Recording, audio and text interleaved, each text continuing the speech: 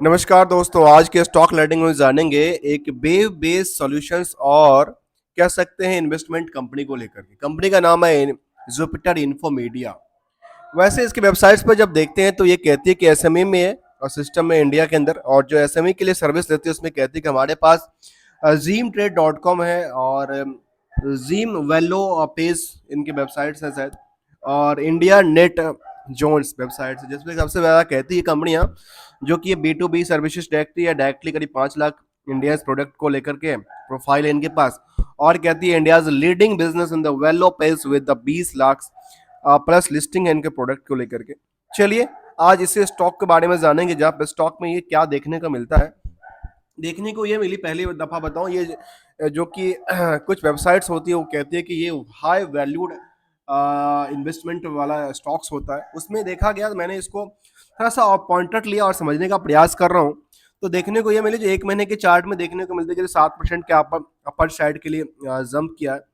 6 महीने में देखा गया कि क्या करीब 13% की गिरावट, और 1 साल में देखा गया नियरली 83% का इनक्रेडिबल जंप थे। और इस जंप के पीछे यदि 5 साल के हिस्टोरिकल डेटा को ले लें एक टाइम फ्रेम के बेसिस पे, तो ये देखने को मिलते हैं लगातार क्या हुई यहाँ पे गिरावट। और मार्केट डे टू डे में आप देखेंगे तो आकलन चेंज इसलिए होता है क्योंकि कई बार मैंने कहा कि ये कंपेयर करने के टाइम पे इस टाइम फ्रेम को देखा जाता है। इस टाइम फ्रेम में कई बार मार्केट में ये लगता है कि अच्छा ये तो काफी जंप कर गया, कई बार कहते हैं अच्छा है तो गिरा हुआ है, मायूसी से छाती है। तो बेसिकली ये बियर और बुल जोन से कंपेयर करने के बाद ऐसा आंकड़ा निकल के आता है।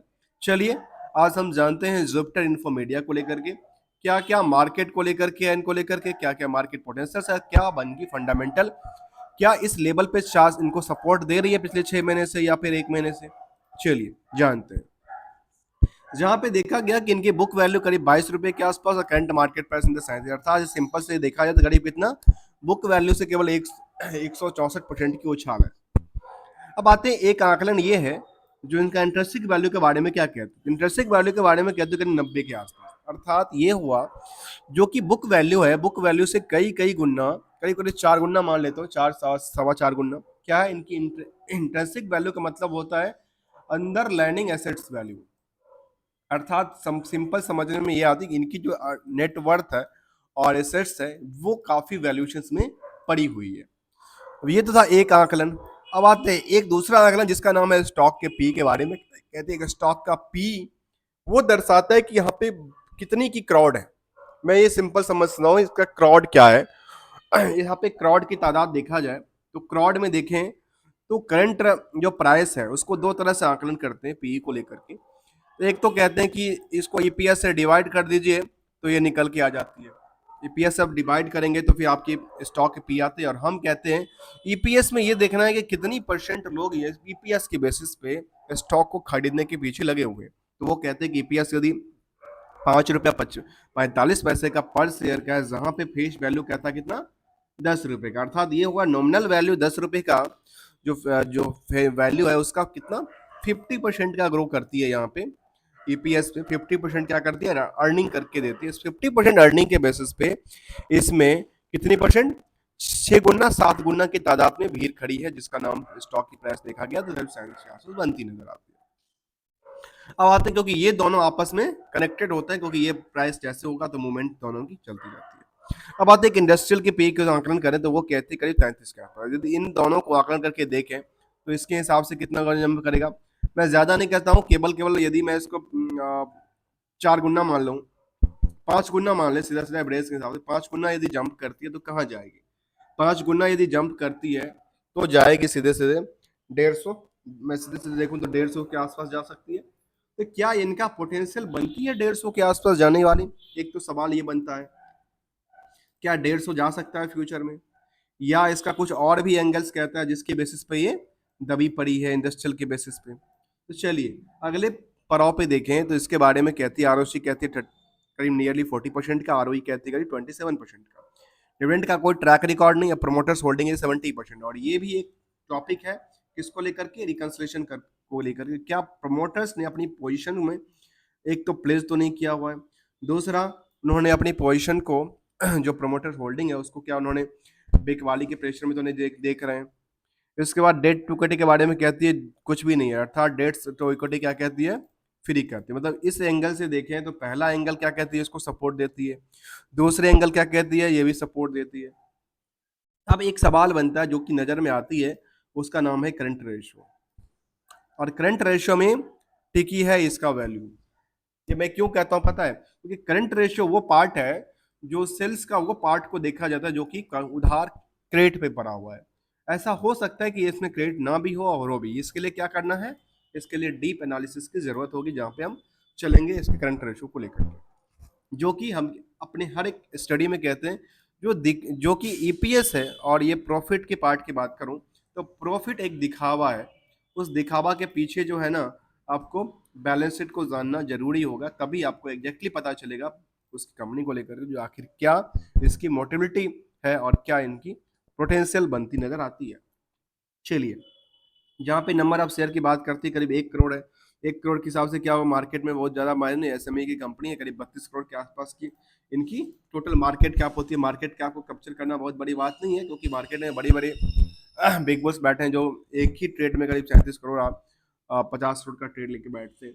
यहाँ पे देखा गया 2005 में कंपनी बनी थी Jupiter info, is the business of the web based solution and the investment services. Investment service में कंपनी क्या करती है, इसके लिए पता है क्या करना होगा, इसके लिए दो सेगमेंट को देखना जरूरी है। सेगमेंट में देखना जरूरी है कि आप इनके वेब वेब जो सॉल्यूशन है उससे क्या निकल के आता, जिसको आईटी सॉल्यूशन कहते हैं। दूसरा, इन्वेस्टमेंट सॉल्यूशन से कितना इनकम जनरेट करते हैं कंपनियां, इसके लिए फिर कंपेयर करने का जरूरत है। इनके पीयर्स में उस हिसाब से कंपेयर किया जा सकता है। उम्मीद करते हैं अभी तक अपने वीडियो को लाइक, चैनल को सब्सक्राइब किया होगा, नहीं किया तो कर लीजिए, क्योंकि हम कंप्लीट स्टडी की बात करने वाले हैं विदाउट किसी रिकमेंडेशन को लेकर के। हम एक बिजनेस मॉडल को इनके स्टॉक मार्केट के बिजनेस से समझने की रिकंसिलेशन के प्रयास में लगे रहते हैं, जहाँ पे देखा गया कि इनकी जो पीयर्स में देखा गया कि सीडीएसएल है, रतन इंडिया एंटरप्राइज, मुझे लगता है इनके साथ कंपेयर करना ठीक है या नहीं है, क्योंकि मुझे लगता है कंपेयर करना ठीक नहीं है, क्योंकि इनको उसी लेवल की कंपनी से कंपेयर करना बेटर हो सकता है। अब आते हैं क्वार्टरली रिजल्ट को लेकर के, जहां मार्च तक का इनका डेटा था, और मार्च तक के डेटा में कंपनी ने कहा कि हमारा क्या हो रहा है, हमारा लगातार हमने वाई वाई के हिसाब से जंप करते हैं और क्यू के हिसाब से जंप करते हैं। मतलब यहाँ तक कंपनी कहती है कि हम सही दिशा में कामकाज कर रहे हैं सेल्स के बेसिस पे। जब सेल्स के बेसिस में सही दिशा में कंपनी कामकाज कर रही है, तो प्रॉफिट बुकिंग को लेकर के कंपनी कहती है कि हम यहाँ भी सही दिशा में ही कामकाज कर रहे हैं, चाहे आप वाई को वाई के हिसाब से कंपेयर कर लीजिए या फिर क्यू और क्यू के हिसाब से कंपेयर कर लीजिए। हम दोनों तरफ से यहाँ पे अपनी सही दिशा में अभी तक कामकाज, अर्थात ये दिखाती है कि मैनेजमेंट अभी तक ठीक ठाक देखने को मिलती है, जो प्रेजेंटेशन है वो ठीक ठाक देखने को मिलती है, जिसकी वजह से जो ईपीएस है वो भी करीब 1 रुपये 8 पैसे के निकल के आती है। अब आते हैं ईयरली डेटा को लेकर के। ईयरली बेसिस में कहती है कंपनी जो हम क्या कर रहे हैं, कहती है सेल्स को लेकर के कहती है जो नहीं, हम तो यहाँ पे पिट गए। मतलब जहां पे क्वार्टरली डेटा में ये लगा जो वाई वाई में और क्यू में कंपनी जंप कर रही है, वहां पे केवल और केवल ईयरली बेसिस में हम कंपेयर करें ईयर टू ईयर ग्रोथ को लेकर के, तो वहां पे कंपनी की जो रेवेन्यू थी वो पिट गई पिछले साल से। उससे पहले के साल से देखा जाए उससे थोड़ा सा जंप करता, उससे थोड़ा सा जंप करती नजर आती है, लेकिन पिछले साल से उनके बिजनेस मॉडल में थोड़ा सा गिरावट देखने को मिला। अब ये गिरावट का सिलसिला क्या प्रॉफिट का पर इफेक्ट करता है, कहता है नहीं, प्रॉफिट पे कोई इफेक्ट नहीं पड़ता। अब ये कई चीजें सवाल बनते हैं ना, आपने कहा कि सेल्स तो हमारा कुछ, सेल्स तो डाउन हो गया, हम सेल्स में गिरावट है, लेकिन हम प्रॉफिट के मामले में तो जबरदस्त है। और जब कैसे हैं, तो उन्होंने कहा कि हमारा, हम उसके लिए सब पता है क्या चेक करना पड़ेगा, फिर चेक करना पड़ेगा ऑपरेटिंग प्रॉफिट मार्जिन। फिर कहती है जो ऑपरेटिंग प्रॉफिट मार्जिन में हमारी 5% की गिरावट है। सोचिए, ऑपरेटिंग प्रॉफिट मार्जिन में 5% की गिरावट है, और ओवरऑल कंपनी कहती है कि हमारे पास जो अदर इनकम सोर्स था, अदर इनकम सोर्स हमने डेवलप कर लिया, कितने का, 11 करोड़ का। अब ये जैसे डेवलप किया तो आपकी नजर में आ गई ना, अच्छा कंपनी ने तो प्रॉफिट बना लिया, प्रॉफिट बुक हो गया। तो प्रॉफिट बुक होने का 9 करोड़ का उन्होंने प्रॉफिट बुक की दिखाया, जहां पे कहा कि हमारे पास ये कुछ जो ट्रैक रिकॉर्ड है उसमें कहते हैं कि हम टॉप ऑफ द ईयर पे कामकाज कर रहे हैं। चलिए, यहां तक तो मैं एक्सेप्टेबल करता हूं। चलिए, अगले पड़ाव में देखा जाए इसको लेकर के क्या कहती है, जहाँ पे 4 के 4 इंडिकेटर के बारे में कहती है कंपनी। जो कंपाउंडेड सेल्स की बात करें, जहाँ पे कंपनी कहती है कि हमारे पास लगातार बिल्डअप है, पिछले 1 साल में बिल्डअप नहीं हुआ। कंपाउंडेड प्रॉफिट ग्रोथ की बात करती है, ये भी कहती है हमने डेवलप किया, और स्टॉक प्राइस सीजीआर में कहती है कि हमने थोड़ा सा जंप किया है, करीब करीब 100% से नीचे 74-75% तक हमने आंकड़ा को छुआ है। और यहाँ पे कहती है रिटर्न ऑन इक्विटी में कहती है कि हम 13% से ऊपर ही हमेशा रिटर्न दिए, चाहे 5 साल का डेटा हो या 3 साल का डेटा हो या एवरेज लास्ट ईयर का ही डेटा क्यों ना हो। अगले कदम पे आते हैं, उससे पहले आपको जानना जरूरी है किसको लेकर के, इनकी बिजनेस मॉडल में कहती है कि इन्वेस्टर को लेकर कहती है जो यहाँ पे market cap during the IPO, कहते जो 2022 में जब आईपीओ आया था तो कितना का था, 70 मिलियन का क्या था मार्केट कैप कहने की क्या कहा था। और 2024 की जो मार्केट कैप कहती है वो कहती है कितने का, 2021 का मार्केट कैप कहती है कंपनी 350 करोड़ का। अब यहाँ पे एक ध्यान देने वाली बात ये है, जो ये कंपनी ने अभी तक वेबसाइट जो वेबसाइट डेवलपिंग का काम काज करती है, वो अपनी यहाँ पे अपडेट 2024 का डेटा क्यों नहीं कर रही है, आज तक का डेटा अपडेट करना चाहिए ना इसको। यदि आईपीओ के आप डेटा दे रहे हैं मिलियंस में, तो यहाँ भी लाइव करना चाहिए इन्वेस्टर को लेकर के, जो इन्वेस्टर इसको और भी समझे, आसानी से समझ पाए। ग्लोबल और ये कहती है कि हमारे पास मीडिया कवरेज में क्या है, मीडिया कवरेज में कहती है हमारे पास जो जुपिटर इन्फो मीडिया लिमिटेड है, since in the inception has been the consistently reaching the new high with the every passing years, some in notable achievements of the company uh, generated in the international of the Orchid Code। इसमें कहती है कि हमारे पास ये सब कंपनियां हैं जिनके लिए हम कामकाज करते हैं।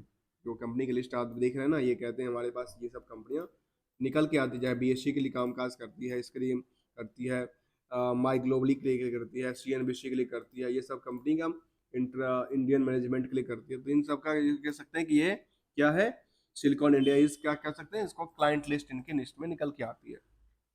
तो पहले ऑब्जर्वेशन तो यहाँ था, तो यहाँ पे कंपनी को ये अपडेट करना चाहिए, ये फिलहाल मुझे लगता है कि इनको एज ऑन टाइम फ्रेम में अपडेट करना चाहिए। और आज की टाइम फ्रेम में देखा जाए तो ये कंपनी का टोटल मार्केट कैप कितने का पता है, केवल 37 करोड़ का। अब आकलन करके देखिए, मैं आपके सामने रखता हूँ इनकी वेबसाइट्स की डेटा को। ये कहती है हमारे पास आईपीओ के टाइम पे 2012 में 70 मिलियन का था हमारे पास, और आज के टाइम में हमारे पास क्या कहती है, 350 मिलियन का था। अर्थात कितना का, 7 करोड़ का ये हुआ, और ये कितना हो गया, 35 करोड़ का। तो 35 करोड़ का ये था, 7 करोड़ से 35 करोड़ पे जाता है। और यहाँ पे क्या कहती है कंपनी को लेकर के, 35 करोड़ के बदला कितने पे है, 37 करोड़ पे देखने को मिलती है मार्केट कैप की बात। चलिए अब आते हैं हम इसको जानने के लिए को लेकर के, जो पूरे के पूरे साल दर साल में कंपनी ने अच्छी खासी प्रॉफिट बनाई। अब इसका प्रॉफिट पे इम्पैक्ट क्या पड़ता है, तो बोरिंग्स के पार्ट को लेकर कहते हैं हम ऑलमोस्ट क्या है, डेट्स फ्री कंपनी है। अब जब डेट्स फ्री कंपनी है तो इनके पास क्या है, इनके पास फिक्स एसेट की बात करें तो ये लगातार थोड़ा सा डेवलपमेंट किया है। और इतना नहीं, इन्वेस्टमेंट के पार्ट में काफ़ी अच्छी खासी इन्होंने इन्वेस्टमेंट तगड़ी बनाई है। इन्वेस्टमेंट पार्ट देखें तो इन्वेस्टमेंट पार्ट करीब करीब 100% से इंक्रीज कर जाती है। जो 10 करोड़ था वो 20 करोड़ में कन्वर्ट हो जाता है। और इतना ही नहीं, यदि हम ट्रेड रिसीवेबल की तरफ देखें तो ट्रेड रिसीवेबल के बारे में कहती है कुछ भी नहीं, अर्थात इनका ट्रेड रिसीवेबल के पार्ट कुछ भी नहीं है, मार्केट में कोई पैसा फंसा नहीं है, तो ये अच्छे संकेत देता है। अदर सेट्स में इनके पास पैसे हैं बाकी, तो यहाँ पे इनके पास कुछ ऐसा देखने को नजर नहीं आती, जिसकी वजह से मार्केट में पता है क्या है, मार्केट में ग्रोथेबल चीज निकल के आती है। जहाँ पे जो खास के बात कर रहे थे, जो कि इम्पैक्ट कर सकता है किसको लेकर के, करंट रेशियो को लेकर के। तो करंट रेशियो के बारे में कहा कंपनी ने, हमारा जो है ना क्या है, सबसे ज्यादा हमारे पास इन्वेस्टमेंट की पार्ट कहती है, हमारे पास क्या है, इन्वेस्टमेंट की पार्ट कहती है, जो कि हमारे पास कितना था, इन्वेस्टमेंट पार्ट कितना कहती है, नियरली लगातार उन्होंने बिल्डअप किया था ना इन्वेस्टमेंट पार्ट को लेकर के, 20 करोड़ तक का लेके आया था ना, ये इनकी 20 करोड़ का क्या था, इन्वेस्टमेंट पार्ट थी। और बाकी जो पेंगल्स थी उसमें उनके पास कुछ ऐसे थे जहाँ पे कैश इनके पास अच्छे खासे पड़े हुए हैं, और यहाँ पे जो अदर एसेट्स था वो भी थोड़ा सा कम हुआ। और जिस चीज को डॉट था ना डेटर्स को लेकर के, वो यहाँ पे बुकिंग देखने को नजर नहीं आई। तो इसीलिए कह सकते हैं इसको ग्रोइंग कंपनी की लिस्ट में इसको रखा गया है। आगे पड़ाव पे देखें तो रेशियो के बारे में कहते हैं इनके पास कोई डिटेल्स नहीं है, और इन्वेस्टमेंट पार्ट में चलेंगे समझेंगे इसको लेकर के, और एक नज़र डालेंगे सेगमेंट वाइज को लेकर के, सेगमेंट वाइज में कंपनी क्या कहती है इसको लेकर के। तो चलिए हम जानते हैं, सेगमेंट वाइज को नज़र डालते हैं, और सेगमेंट वाइज में मार्च तक अपडेटेड है, और यहाँ पे सेगमेंट वाइज को डिटेल देखने को नज़र नहीं आई है। ये जो डेटा आप देख रहे हैं ना, ये बेसिकली स्टैंड लॉन डेटा है, इसलिए यहाँ पे आपके पास नेगेटिव देखने को मिलता नजर आता है। आइए आइए जानते हैं इसको शेयर होल्डिंग पैटर्न को लेकर के, और इसमें देखा जाए तो यहाँ पे पब्लिक और प्रमोटर के अलावा कोई भी एफआई और डीआई की तादाद देखने को नजर नहीं आई। और यहाँ पे एक चीज और देखिए, जो भीड़ है शेयर होल्डर को लेकर के, वो भीड़ में क्या कुछ कमी आई है, कुछ बढ़ोतरी आई है? तो कहती है भीड़ में धीरे धीरे कमी और बढ़ोतरी चलती रहेगी। यहाँ पे जून में देखने को मिला कि यहाँ पे थोड़ा सा सेटअप हुआ, कुछ लोगों ने भर भर के खरीदा और कुछ लोगों ने मार्केट से निकलते नजर आए। और यहाँ पे जो प्रमोटर्स हैंड की बात करें तो प्रमोटर ने कुछ ऐसा पोजीशन, तो यहाँ पे प्रमोटर ने अपनी पोजीशन को क्यों बिकवाली कर रहे हैं? अब ये सवाल बनता है, एक सवाल ये बनता है जो यहाँ पे खास के प्रमोटर ने दो जून 23 से लेकर के अभी तक तो सेम रखा है, लेकिन जून 23 में उन्होंने 3% की पोजीशन को बिकवाली किया था। अब ये है कि प्रमोटर्स ग्रुप से उन्होंने निकल गए हैं या फिर वो हैं, एक देखने वाली बात है। इसके बाद देखें पब्लिक होल्डिंग की बात, तो पब्लिक होल्डिंग में केबल कोई भी ऐसा नजर नहीं आता जो कि 30% में कोई फॉल करता हो, जिन्होंने 1% से ज्यादा की पोजीशन उन्होंने ले रखा हो, ऐसा कोई भी देखने को नजर नहीं आई। किसी जैम में एक नजर था, इनका भी पोजीशन देखने को यहाँ पे बनती नजर नहीं आता। सीधे सीधे कह सकते हैं कि जो 30% के आसपास की होल्डिंग है ना, वो एक आम पब्लिक के पास है, जो उन्होंने 1% से कम की होल्डिंग जून तक में होल्ड करके रखी है। इसके बारे में देखा जाए तो और कुछ अपडेट्स को लेकर के, तो कुछ लेटेस्ट ट्रेड के बल को लेकर के, तो फिलहाल यहाँ पे लेटेस्ट ट्रेड में नहीं देखने को मिलती नजर आती है, कोई भी ऐसा ट्रेड देखने को नजर, जिसको बल्क ट्रेड कहते हैं, नहीं नजर नहीं आती है। हमने इस स्टॉक को समझने का प्रयास किया, जहाँ पे थोड़ा सा क्या था, एक कहती है कि स्किनर के ऊपर कहती है कि हाई ग्रोथेबल कंपनी की लिस्ट में आती है कंपनी, जहाँ पे थोड़ी बहुत करके देखने को ये मिली, जो लगातार ये बिल्डअप हो, लेकिन लिक्विडिटी काफी ज्यादा नहीं है, काफी छोटा सा लिक्विडिटी है, इसलिए यहाँ पे चार्ट में आपको देखने को मिलता है कि यहाँ पे इस तरह की वॉल्यूम देखने को मिलती नजर आती है। तो यहाँ पे वाई में कंपनी ने कहा कि हमारे पास लगातार क्या हो रही है, हमने डेवलपमेंट किया है और नेट इनकम सोर्स में हमारे पास गिरावट था। और जो बैलेंस शीट की फिगर्स थी, बैलेंस शीट के फिगर में कहती है कि हमारे पास हमने कैश को इंक्रीज किया और बाकी सारी चीज़ों को दोनों को इंक्रीज किया, लेकिन इस रेशियो से हमने इंक्रीज किया जिस हिसाब से हमारा डेटर्स और एसेट्स को लेकर के आपस में तालमेल बना रहे हैं। Thank you so much for joining यार दोस्तों।